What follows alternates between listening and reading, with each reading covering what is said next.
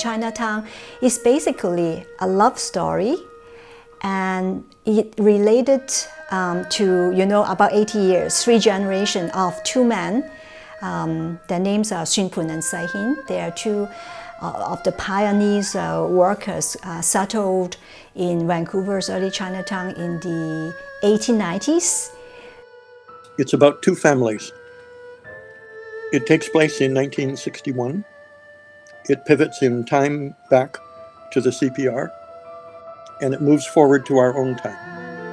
It's about 2 families and their struggles to survive in Canada. And so what was interesting for me was to write about the world before the world that I'm in, sort of the ground that I think in some ways that each successive wave of immigration, and in this case Chinese immigration, Asian immigration, may not know about. I sang the little arietta called, well, at least I call it Kiefer Street, and it's about Wen Li just loving the place in Chinatown in Vancouver, BC, that she's grown up in, along Kiefer Street. And so it's a very sweet moment for her. She just goes through the street, enjoys seeing the people that she knows. Here on Kiefer Street, all that I love, see Mr. Liu throws a pork bun at his dog. I love singing Alice's music, particularly in Chinese. Because Chinese is a tonal language, and so there's pitch implications to the language. And in the past when I've sung her works, particularly in Chinese, different dialects of Chinese, she's always been very sensitive to those tones in the language.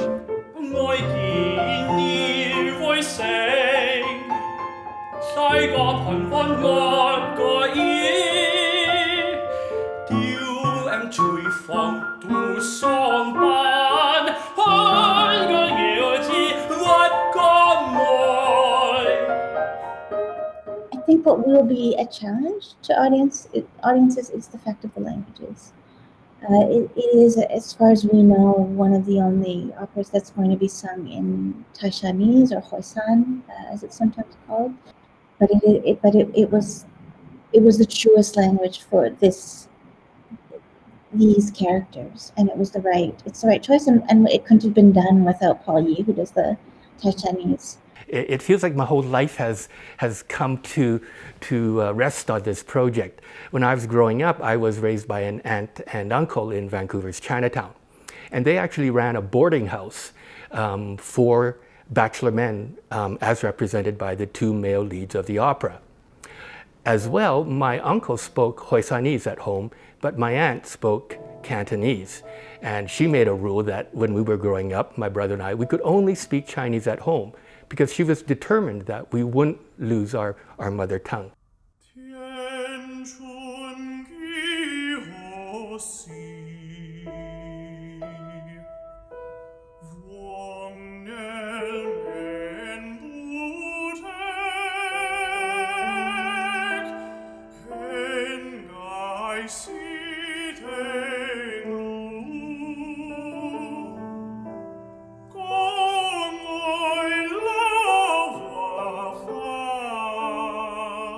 But what's really special for me about singing in Hoisan is that that's my family's dialect. That's the dialect I grew up with it at home, speaking with my grandparents.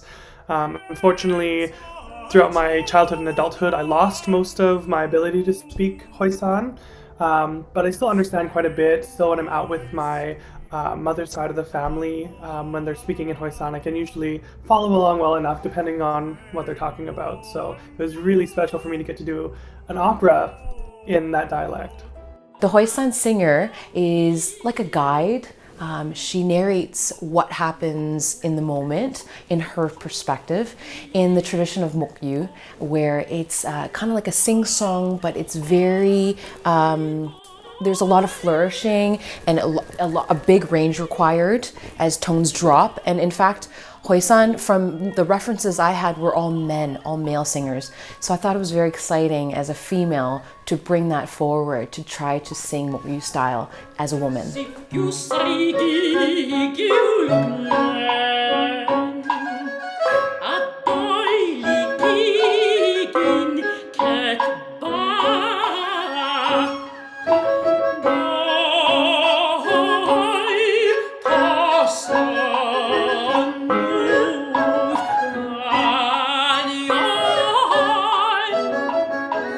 The story was incredible because it basically reflected a lot of my own personal story and my own personal life. And it was so thrilling to even think that there would be an opera on the operatic stage that would look like me, that would look like other people like me, that would show my family life, that would show my history.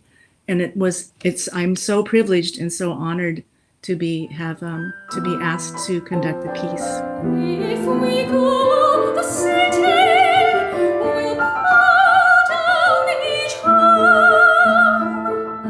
I love each tree, each shop, and grandpa. I love each tree, each shop, and grandpa. The past grows so large. I feel no shame. No shame.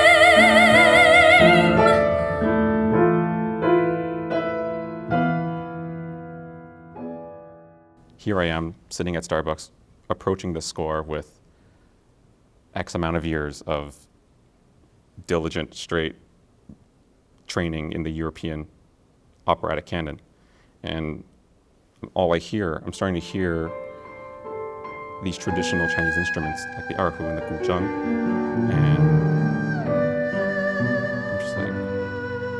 I'm just like, I immediately start to have these waves of memories of the sounds that I heard growing up in my childhood, whether it was on the radio or on a Chinese drama that my parents were watching. And it was just such a unique experience to be hearing those sounds in an opera. Here on Kiefer Street have I lived 10,000 years.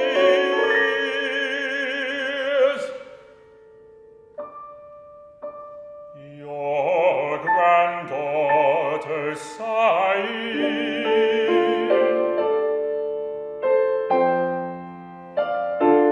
We hold each other safe.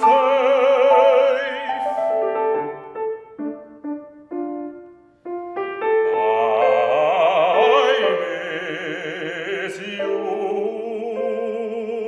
I miss you. Countless stars and this ocean too small to hold our memories.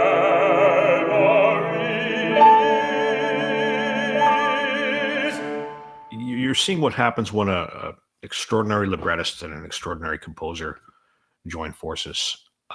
You're seeing what happens when stories that have been forgotten or obscured by the passage of time are given voice again. And you're seeing what happens when a production team is committed to a single vision and in the service of these stories. And it's important that we commit not only as producers but as audience members to this kind of tapestry. I think it's really critical if we're going to see our communities continue to thrive through art.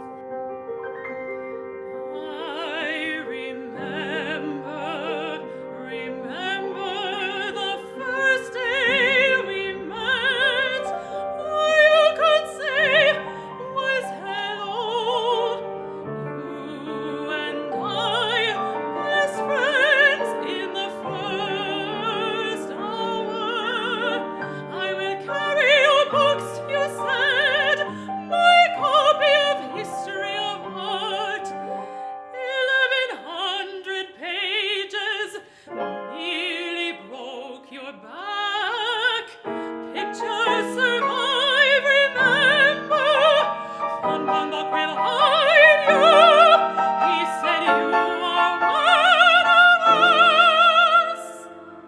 Cathy has written a narrative of such distinction and created characters of such personality.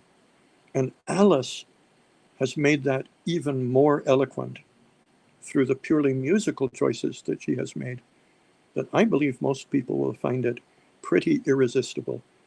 This opera is a way to immerse yourself in the people and the music of that community in a way that will touch your heart.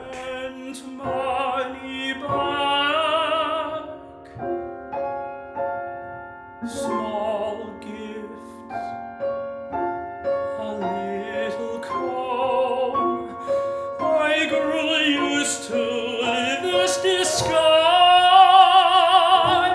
A paper bird,